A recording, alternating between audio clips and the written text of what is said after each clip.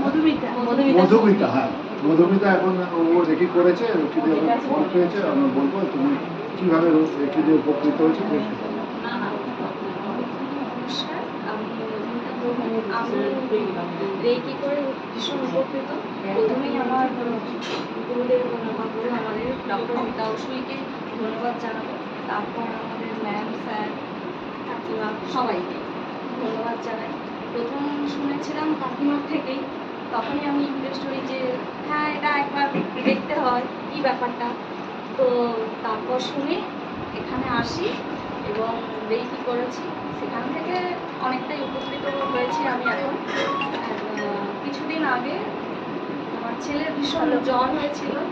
তো সকাল থেকে মানে 105 টেম্পারেচার যে হয়েছে, কোনো ওষুধ কিছুতেই কাজ হচ্ছিল না। হঠাৎ আমার রাত্রিবেলা মাথায় এলো যে ম্যামকে একবার ফোন করি। তো আমি ম্যামকে একবার ফোন করলাম, উনি আমায় যেগুলো যা যা করতে বললেন করলাম। তো তারপর দেখলাম যে জ্বরটা ধীরে ধীরে অনেকটাই কমেছে, তারপর ভালো আছে। এইটুকুই।